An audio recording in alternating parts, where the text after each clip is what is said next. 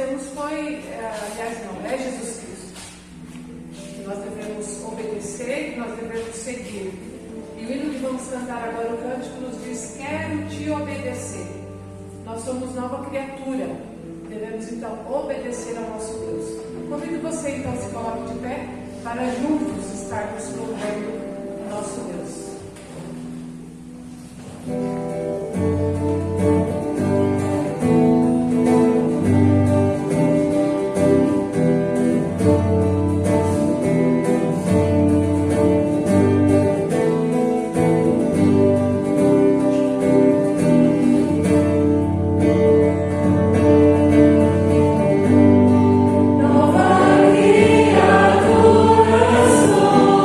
Eu sou livre,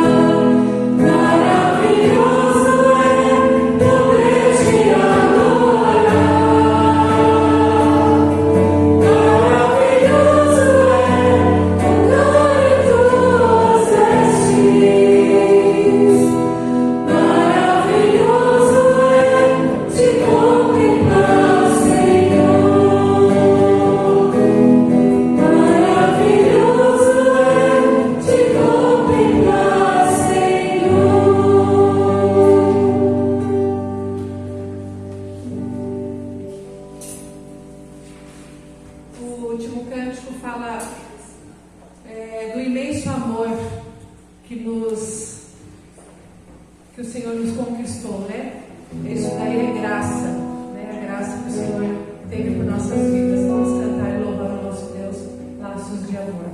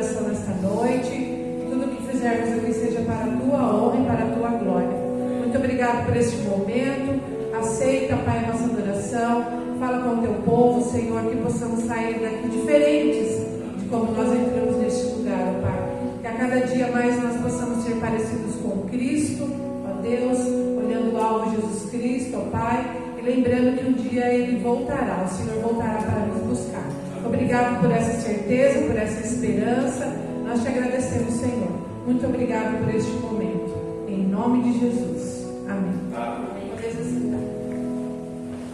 Irmãos, eu espero e desejo que você tenha adentrado este lugar reverentemente para cultuar ao Senhor, para ouvir a palavra do Senhor. Portanto, eu gostaria que você abrisse a sua Bíblia lá na Epístola de Paulo aos Romanos.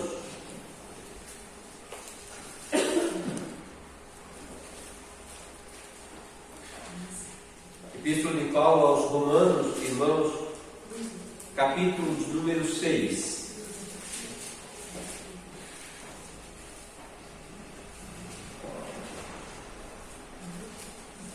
Epístola de Paulo aos Romanos, capítulo número 6. Eu gostaria de fazer a leitura dos 10 primeiros versos aqui desse capítulo. Romanos, capítulo de número 6, versículo 1 até o versículo de número 10, nos diz assim a palavra do Senhor: Que diremos, pois? Permaneceremos no pecado para que seja a graça mais abundante? De modo nenhum. Como veremos ainda no pecado nós, os que para ele morremos? Ou porventura ignorais que todos nós que fomos batizados em Cristo Jesus, fomos batizados na sua morte? Fomos, pois, sepultados com ele na morte pelo batismo, para que, como Cristo foi ressuscitado dentre os mortos pela glória do Pai, assim também andemos nós em novidade de vida. Porque, se formos unidos com ele na semelhança da sua morte, certamente o seremos também na semelhança da sua ressurreição. Sabendo isso, que foi crucificado com ele o nosso velho homem, para que o corpo do pecado seja destruído, e não sirvamos o pecado como escravos. Porquanto quem morreu está justificado do pecado. Ora, se já morremos com Cristo, cremos que também com ele viveremos, sabedores de que, havendo Cristo ressuscitado dentre os mortos, já não morreu, a morte já não tem domínio sobre ele. Pois, quanto a ter morrido, de uma vez para sempre morreu para o pecado, mas, quanto a viver, vive para Deus. Oremos, irmãos. Pai eterno, nós te louvamos, nós te agradecemos pela oportunidade que o Senhor mesmo nos dá de estarmos na tua casa, louvando, exaltando o teu santíssimo nome. Deus, suplicamos que neste momento o Senhor fale conosco, o Senhor nos console, o Senhor nos exorte, o Senhor nos corrige de maneira, Deus dos céus, que o nosso caráter se pareça cada vez mais com o Senhor Jesus Cristo, de maneira que em tudo e absolutamente tudo o teu nome seja exaltado. Abençoa-nos, Senhor, em nome do Senhor Jesus Cristo. Amém. Irmãos, conta-se que John Newton, ainda quando era adolescente, ele fugiu da Inglaterra e se juntou a uma tripulação de navios negreiros. E ali ele viveu e trabalhou por muitos e muitos anos, até que ele conseguiu se tornar capitão do seu próprio navio. Conta-se que ele vivia uma vida extremamente depravada, perversa. Ele era descrito pelos seus amigos como um devasso desde a sua adolescência, até que milagrosamente ele se converteu ao Senhor. Retornando então à Inglaterra, ele se tornou um ministro incansável do Evangelho do Senhor Jesus Cristo. Ele escreveu, como sabemos, e deixou muitos hinos que ainda são cantados em nossos dias. Depois que se converteu ao Senhor Jesus Cristo e se tornou um dos pastores mais queridos, mais amados e conhecidos de toda a Inglaterra, e antes que falecesse, ele mesmo escreveu o seu epitáfio, Ele mesmo escreveu uma lápide para que essa lápide fosse colocada no seu túmulo. Essa inscrição está no seu túmulo até no dia de hoje. Nessa lápide ele escreveu o seguinte: John Newton, uma vez um infiel e libertino, um servo de escravos da África, mas foi pela misericórdia do nosso Senhor e Salvador Jesus Cristo preservado, restaurado, perdoado e nomeado para pregar a fé que ele havia se esforçado, ou que havia se esforçado grandemente para destruir. Ele que havia por tanto tempo, irmãos, debochado da fé, agora ele podia dizer, como disse o apóstolo Paulo: sou grato para com aquele que me fortaleceu, Cristo Jesus nosso Senhor, que me considerou fiel, designando-me para o ministério, a mim que noutro tempo era blasfemo e perseguidor insolente, mas obtive misericórdia.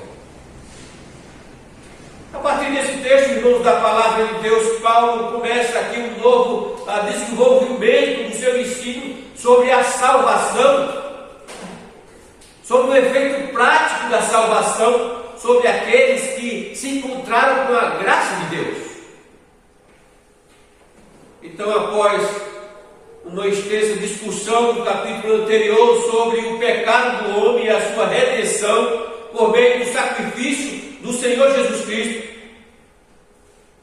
para uma vida de retidão, uma vida que Deus exige dos seus filhos, para a obediência à palavra de Deus, vivida pelo poder do Espírito Santo.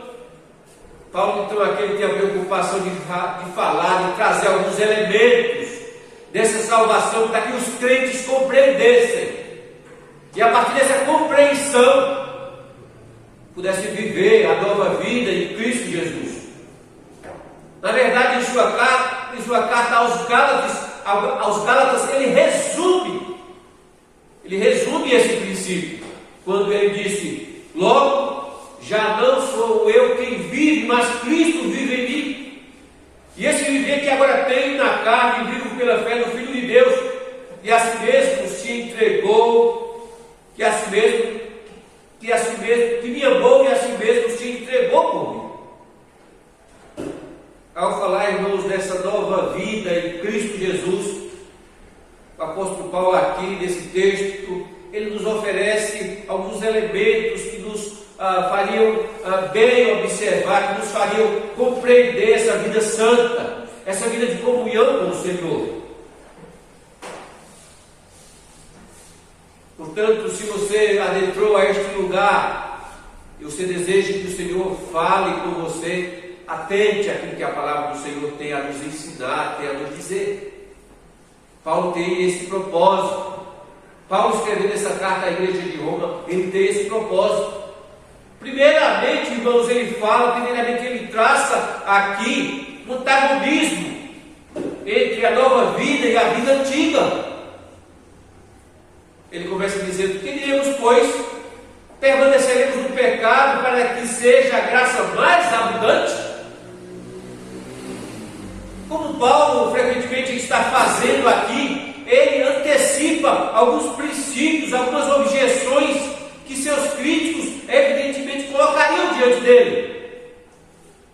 O judeu religioso dos dias de Paulo, típicos dos dias de Paulo, eles não compreendiam devidamente a graça de Deus, imaginavam que para agradar a Deus o único caminho era a estreita observação da lei de Deus, dos rituais da lei. Eles não compreendiam a graça e a misericórdia do Senhor de Deus em Cristo Jesus, e é isso que Paulo está colocando diante deles. Para eles, podemos dizer, irmãos, que a conformidade com essa lei era a encarnação da divindade. Eles viam isso como algo essencial. O fato é que, além de ser perseguido constantemente por defender que a salvação era unicamente pela graça, pela misericórdia de Deus, Paulo também, irmão, sabia que no extremo oposto, do outro lado, alguns leitores iriam interpretar mal a afirmação que ele havia feito no capítulo anterior, no capítulo 5, quando ele diz: onde abundou o pecado, superabundou a graça. Certamente muitos dos judeus ali presentes naquela igreja, muitos iriam acusá-lo de que Paulo estaria ensinando que o próprio pecado glorifica a Deus, porque fazia com que a sua graça fosse mais abundante. Se isso fosse verdade, ele estaria ensinando que as pessoas não só são livres para pecar, mas também obrigadas a fazê-lo, a fim de permitir que Deus expandisse a sua graça. Porque quanto mais pecado, mais graça. Irmãos, isso parece completo absurdo. Isso parece completo absurdo e realmente é. Mas essa doutrina, essa verdade foi ensinada nos séculos XIX e do século XX. Evidentemente que a palavra de Deus não nos ensina isso, e muito menos era isso que Paulo estava dizendo.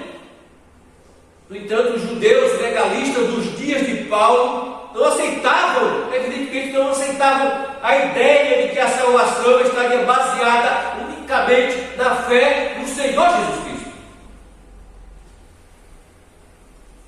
Ao longo da história, irmãos, ao longo da história da igreja, alguns grupos têm caído nesse mesmo erro, insistindo que a conformidade com os regulamentos, incontáveis cerimônias feitas pelo homem seria necessário para a salvação, enquanto outros têm desprezado a palavra do Senhor, enquanto outros têm contaminado o Evangelho, usando da sua liberdade para cometerem pecados.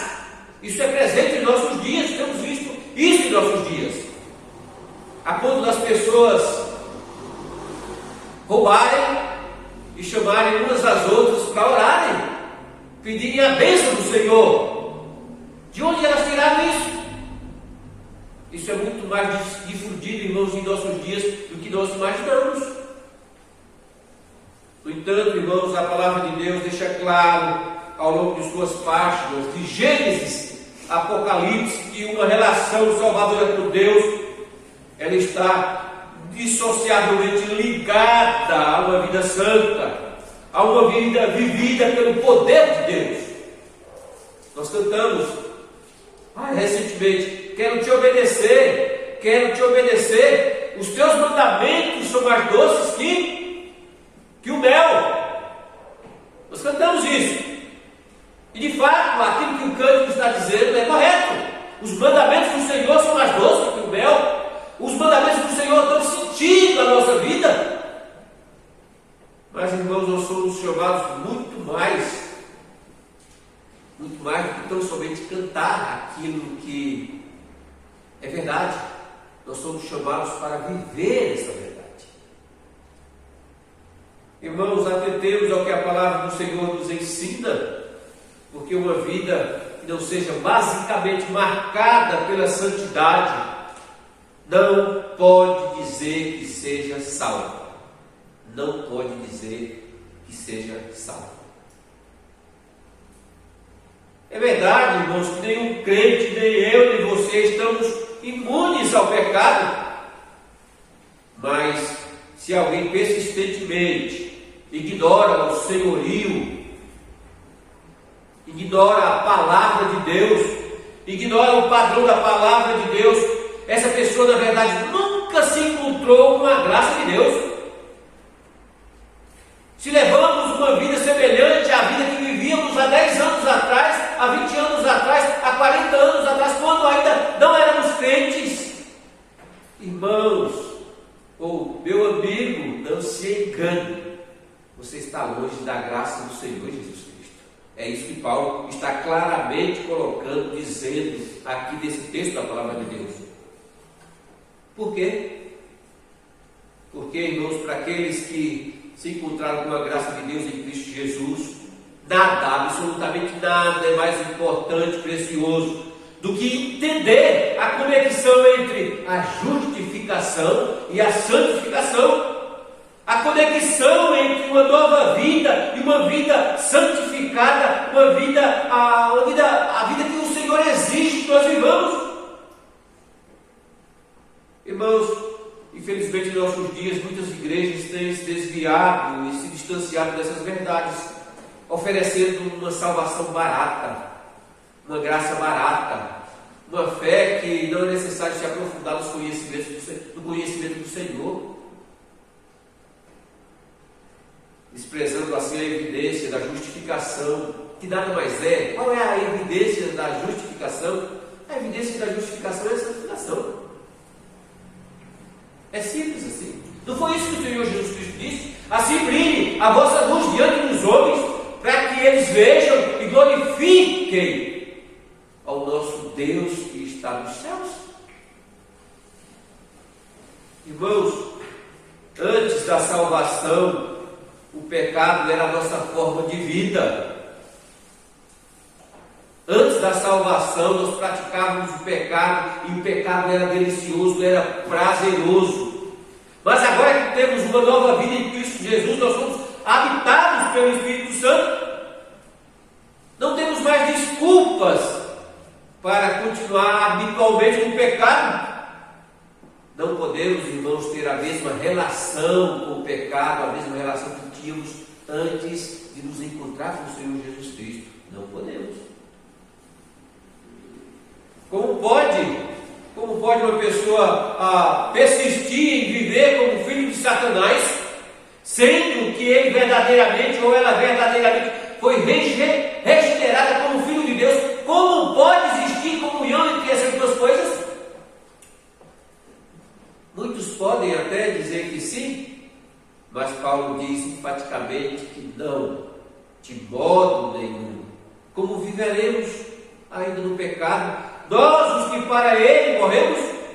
Essa expressão, irmãos, de modo nenhum, é uma expressão extremamente forte, é a expressão mais forte de repúdio que nós podemos encontrar no Novo Testamento.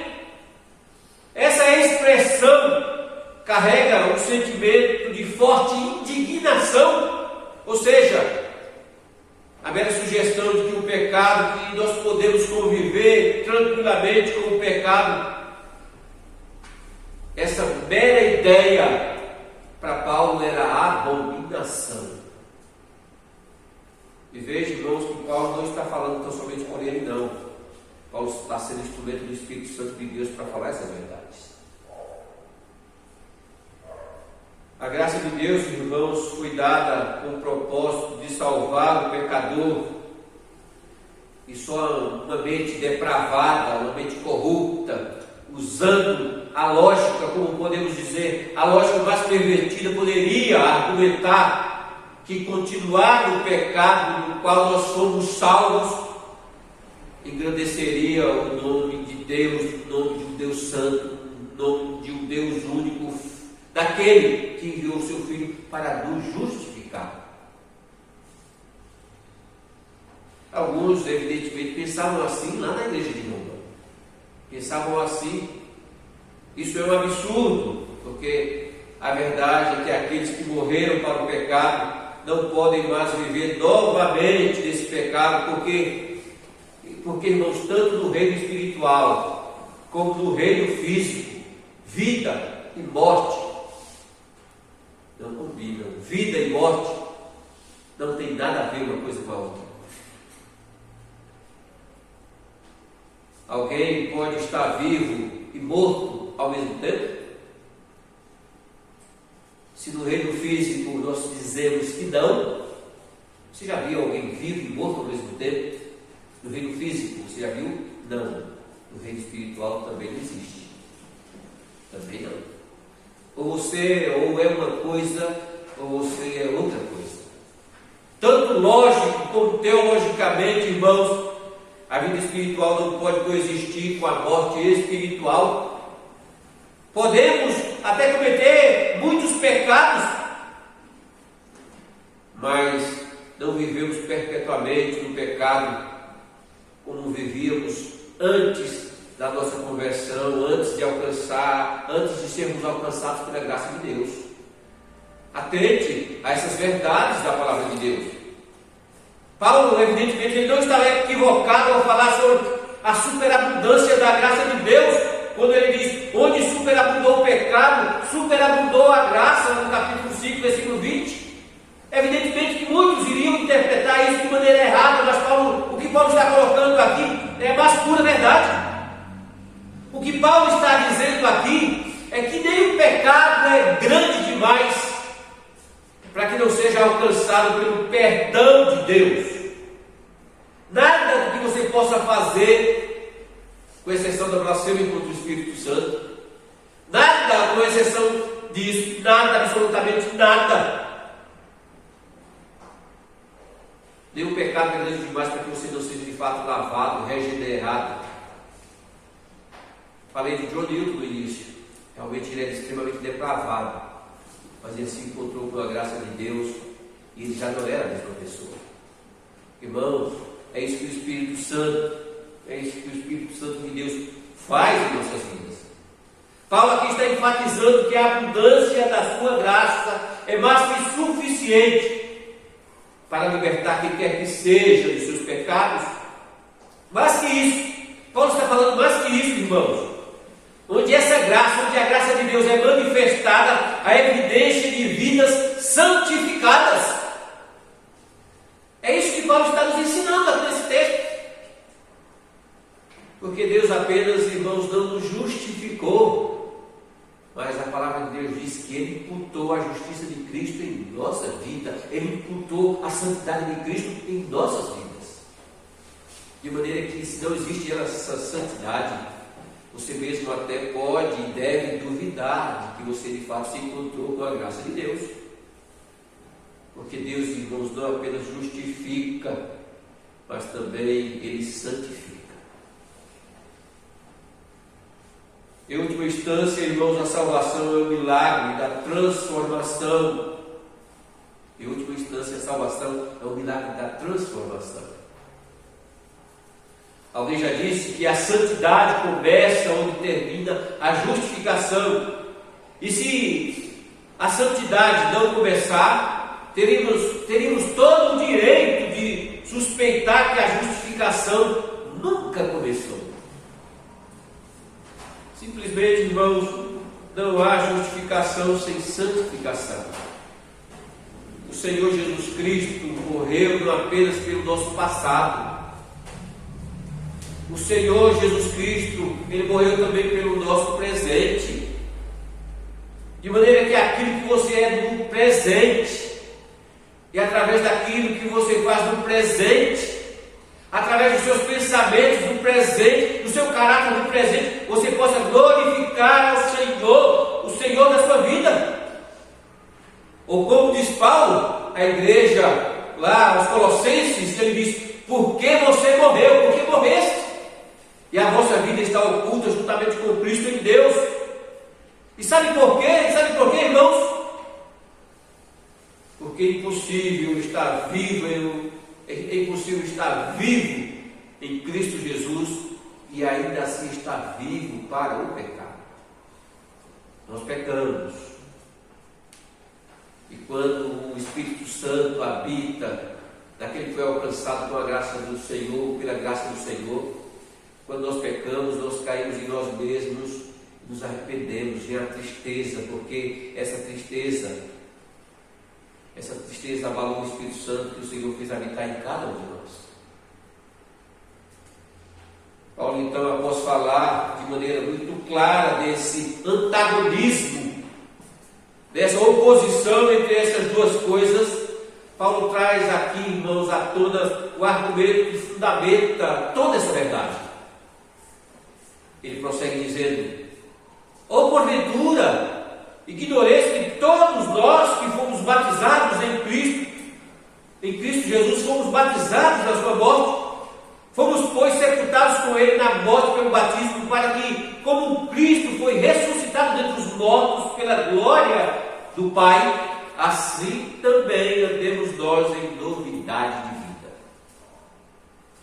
A ideia de que um crente pode glorificar a Deus ainda que continue no pecado, aparentemente foi difundida nas igrejas de Roma, porque se não fosse, Paulo não estaria falando desse assunto de maneira muito clara.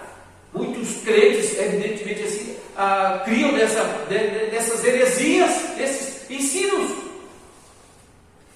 E Então, irmãos, contra essa heresia, Paulo aqui aborda uma série de 4 princípios lógicos, tendo em vista aquilo que ele já tinha dito lá no versículo 2, de que uma pessoa que morreu para o pecado não pode continuar a viver desse pecado. Então, a partir desse princípio, ele primeiramente diz: fomos batizados em Cristo, versículo 3. Quando João Batista batizava as pessoas com água, não vou beber, o bichinho acabou de mergulhar. Quando o Senhor Jesus Cristo batizava, melhor, quando João Batista batizava as pessoas com água, aquele símbolo levava-os a pensar que a partir daquele momento eles eram uma nova criatura, era uma nova pessoa. Ao receber o batismo, o pecador renunciava à sua antiga vida, renunciava aos seus pecados, e através dessa limpeza simbólica que era o batismo, ele se identificava como uma nova pessoa, uma nova criatura. De maneira similar, irmãos, no entanto, infinitamente mais, muito mais profunda e permanente, todos nós fomos batizados, diz Paulo, todos nós fomos batizados em Cristo Jesus. Mas o que o símbolo externo, irmãos, Paulo aqui está falando do batismo espiritual, Paulo está falando aqui da nossa íntima comunhão com Deus, aquilo que nós somos em Cristo Jesus, através do Espírito Santo. Foi a cruz que nos transformou, e foi à luz dessa verdade que Paulo repreendeu fortemente a igreja de Corinto, porque ali existia imoralidade. Então Paulo diz: não sabeis que os vossos corpos são membros de Cristo? E eu porventura tomaria os membros de Cristo e os faria membros de meretriz? E ele diz: absolutamente não. É a mesma expressão de repúdio. Não apenas, irmãos, fomos batizados com Cristo, mas Paulo também nos diz que fomos batizados na sua morte e ressurreição. Ele diz isso muito claramente nos versículos 3 e versículo 5 do texto que nós lemos. Esse é um fato histórico, Paulo está dizendo. Esse é um fato real. Isso de fato aconteceu. Irmãos, essa verdade, evidentemente, é demasiadamente maravilhosa para compreendermos na sua totalidade. Mas a realidade básica e óbvia é que nós, cada um de nós, morremos com Cristo Jesus, a fim de que pudéssemos ter a vida de Cristo em nossa vida, e por meio da sua vida, nós pudéssemos viver como Ele viveu, e viver para a glória do Seu nome. Então, mais uma vez, Paulo enfatiza a impossibilidade de continuar a viver a mesma vida que nós vivíamos antes do pecado, quando ainda não éramos salvos. Paulo diz: não tem nada a ver, não tem nada a ver. Paulo diz à igreja: se santifique, busque conhecer as verdades do Senhor, ter uma teologia correta a respeito de Deus, e através dessa teologia mude, transforme, molde a sua vida. O fato é que quando confiamos no Senhor Jesus Cristo como Senhor e Salvador, irmãos, nós somos, por assim dizer, levados pelo milagre de Deus, nós somos levados de volta a mais de 2000 anos atrás, a participar da morte do Senhor, sermos sepultados com Ele e ressuscitamos com Ele. O propósito desse ato divino em nossas vidas, desse milagre, é permitir que nós vivamos uma nova vida.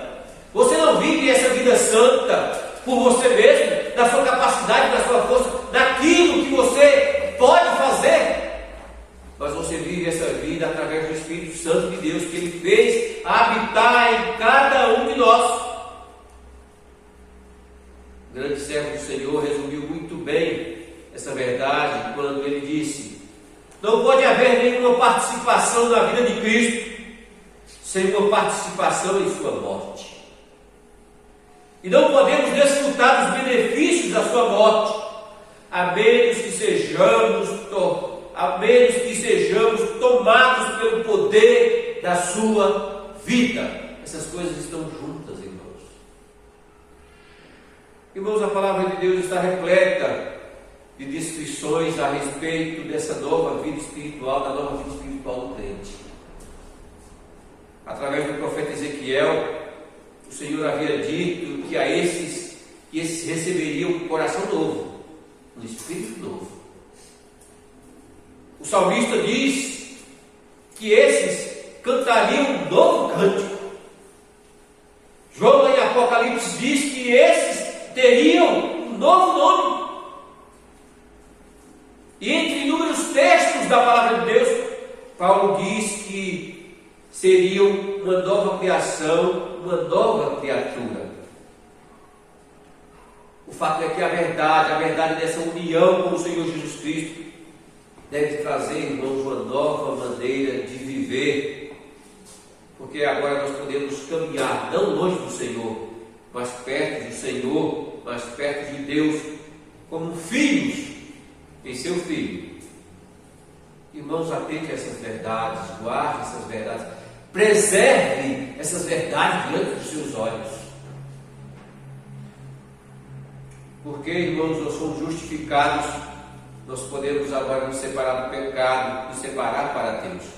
Nós somos batizados por Cristo, fomos mortos, sepultados e ressuscitamos, como diz Paulo, ressuscitamos com Ele.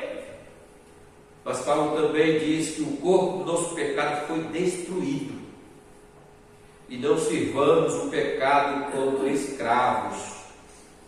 O velho homem, em outras palavras, foi enterrado, Paulo diz.